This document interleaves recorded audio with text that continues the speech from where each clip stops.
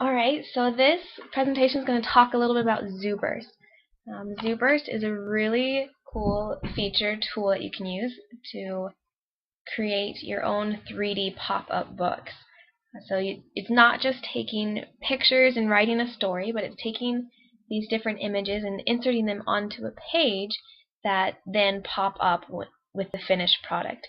So you can insert your own personal pictures or choose from the ones that are on file with the website and arrange them to make a scene. You can change the colors, you can insert words or narration.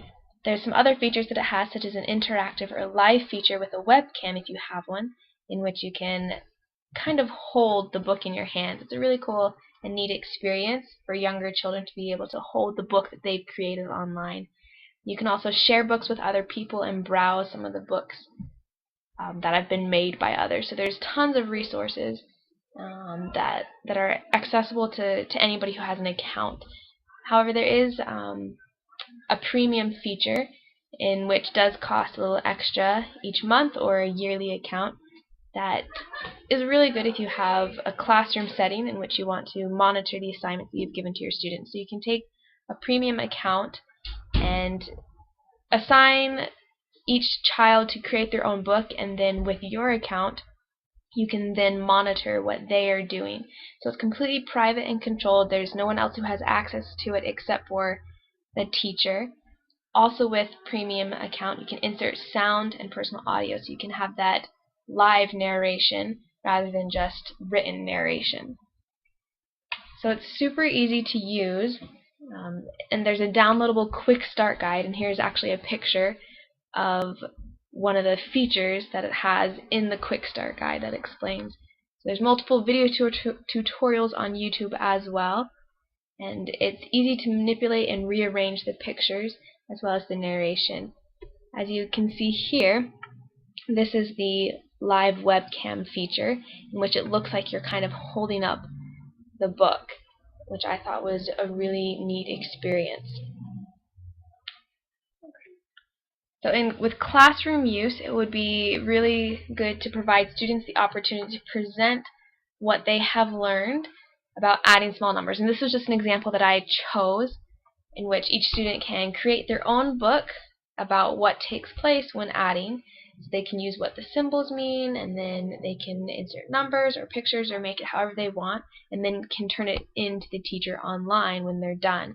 And then you can see the progress they're making, or you can give them suggestions and go back. So I actually have an example right here. So I'll go ahead and go to this example. Okay, so this is the one that I created just so that we could see, and it's kind of fun. This is the web page for ZooBurst. You just have to sign in. There's the place where you have your books, or if you have the classes for a premium account, you can also search in the gallery for other books. And so this one is called Adding with Gloria and Greg, and that was just kind of fun names that I picked. Okay, so then you see that they all just kind of pop up, and you can change the timing of them as well. If you notice these little marks right here, it's their narration. So, hi Gloria, do you know how to add? And then, add, of course, let me show you how. And so it just goes through, and you can see the different things that the children can make, or an example of how you can add, which is what this example is. Okay, so I'll come back here. Okay, so some of the strengths that ZooBurst has is it allows for individual creativity. There's so many resources of pictures, and you can change the background, you can add your own words, you can make it a math assignment or creative writing, you can make it into a science project. It's very user-friendly and easily accessible. There is the quick start guide that really helps promote just a fuller understanding of all of the features that ZooBurst has, and it goes through all of the features of a normal account as well as all of the features of a premium account. In addition to the easiness of using the website, there is a database with tons of books that other account holders have created that can be read or shared with anybody. It's also organizable for multiple books. So if you have multiple books that you've created, you can organize them into folders or files.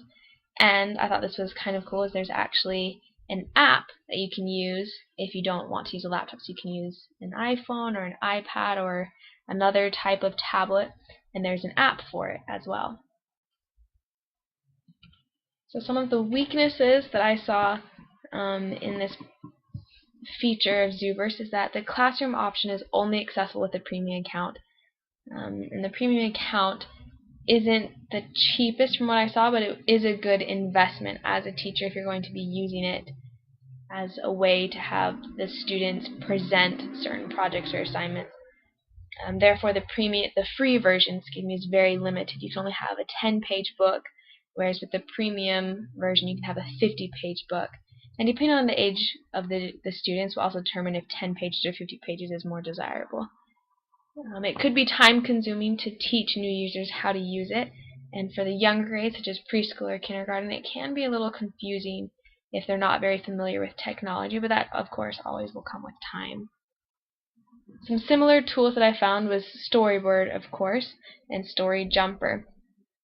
These two websites also are storybook creating tools, but they don't have the pop-up feature that Zuberst does. Other sources can be found at the website listed here that are also storybook creating websites. So it's a really cool place to go, a resource for teachers as well. And that is just an overview of Zuberst.